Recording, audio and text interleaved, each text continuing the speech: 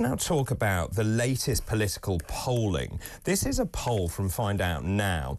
It is quite something. It now shows that Labour has dropped to 25 points, Reform UK level at 25, Conservatives down to 20, the Greens at 11 and Liberal Democrats down to 11 as well. Last night there was the Reform conference in the South East. And I'm delighted to be joined now by Allman-Varty, who is a former Conservative borough councillor. He joins me now. Good morning, Harrison.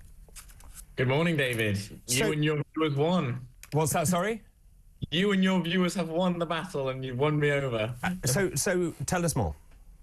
Yes, so obviously, actually, the Conservatives were only aware of my move at about 4 o'clock yesterday, where they told me that my life and career will be over. Just to clarify for people, as I said, you were a former Conservative borough councillor. You have left the Conservative Party. You have joined Reform UK. That's correct. And yes, so it was announced at yesterday's South East conference in Sandown, where actually is in Elmbridge, where I'm a councillor. And yes, it was, all very surreal, really. And the crowds were absolutely huge. And, to be sold out in 48 hours is pretty incredible. But like I said, obviously a little bit sour from the head Tory team, but a few of the Conservative councillors have got in touch with me saying it's a shame that we've lost you, but we can understand why you've done it. And fortunately, some people in there been in there 20 plus years and just feel now they're too loyal to consider leaving. Why have you left?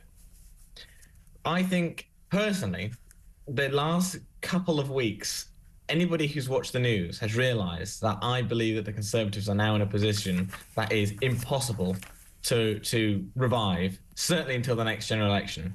And for example, an example of that is what we've seen with the grooming gangs. Now, Kemi Badenoch has technically done everything right by the book these past few weeks. She has highlighted it and she's put a vote forward and she's going to tick, tick, tick. However, the net result of that for the Conservatives is minus points, because what then came out afterwards, that was the first time actually she spoke about the grooming gangs was then in the House of Commons, when she was the Secretary of State for Women and Equalities for girls.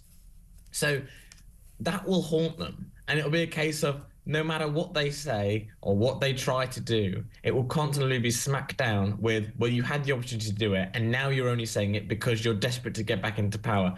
Unfortunately, look, that might not stick with them forever, but I certainly think that will stick with people right up until the next general election. Now, cynics will say that you have just jumped ship because you want to be on the ascendancy. Reform UK, I have to be careful what I say, but there is no doubt, according to that poll, that it has had a meteoric rise. It's now level with Labour. Conservatives will say, well, you've just abandoned the party at a difficult time. It is very difficult for the Conservative Party, having been in power for such a long time. They're regrouping at the moment. Kemi Badenoch has made it very clear she's not coming out with policies at the moment. She wants these to be well thought through.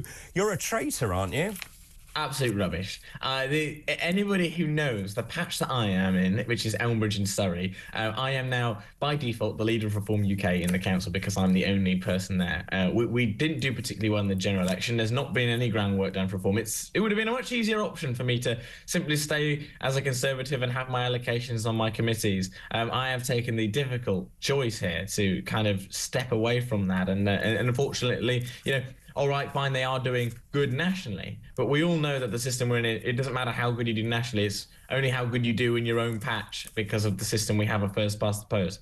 And there's a lot of work to be done where I am. So it's certainly not the easy option for me, and the easy option would have been just to kind of sit on my hands and ride the wave and wait for promotion within the next 30 years. Let me just put this to you.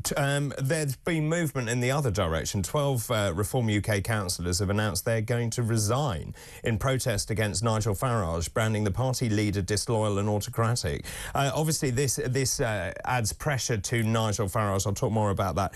They say they believe the current party management is either incompetent or malevolent. We've lost all confidence in the leadership and its structures. They cite a lack of internal democracy, claiming the new constitution adopted presented by Reform UK at the annual conference was flawed. They said there's been no progress towards Farage's promise to democratise the party, which was set up as a company in which he holds a controlling stake. They said they support the former joint deputy leader, Ben Habib, who said, and they said he was unceremoniously dumped. Your response to that? Now, I'm obviously only been in there a few hours, but from what I've seen on that story, I see Zia Yusuf, the chairman, did comment saying that there was something relating to that story in the case of certain candidates not being to the calibre in which they would have wanted, and I believe that some members were suspended. So I think there's a little bit more to the story than meets the eye, and I think this is potentially, some media kind of just looking at any opportunity to trip Reform up, which obviously they are very keen to do. Can I just ask you about Elon Musk and Nigel Farage? Obviously, they were seen together at Mar-a-Lago. It was thought that they were very close. Elon Musk then turns on Nigel Farage and says he's not the right leader for Reform UK. He needs to be replaced. Nigel Farage, in some ways, actually quite magnanimous, saying, well, we disagree on this. And he says we are still friends. That's the latest line this morning. Why do you think Musk turned on Nigel Farage? I think Nigel still has a very good relationship with Elon Musk. I'm not within those inner circles, but my assumption is I personally think Farage's biggest challenge will be his brand, and that is a particular challenge in areas like where I am, where people tend to vote either Liberal Democrat or Conservative. Now, we need to make sure that people feel like they can vote Reform because they are a valid option. And I think, personally, what Farage has done is he's basically distanced himself in a very clever way from Musk, one that allows him to still be seen as an ally, but distance himself away from, very controversial figures like Tommy Robinson, who simply don't resonate with voters in the home counties who are critical for Nigel Farage to actually win a general election. And then, Harrison, thank you for your time this morning. I'll just read this out. Nicola in Norfolk's just got in touch. David, I'm so pleased to see you talking to Harrison Allman-Varty. When he appeared on your Future Politics panel a couple of months ago, I texted you to say how well he came across, and he should defect from the Tories to Reform. So when I was watching the conference online yesterday, I was delighted to see him. He gave a brilliant speech to conference. Well done, Harrison. So there you are, Harrison. That's from Nicola. Very kind. Thank you, Nicola.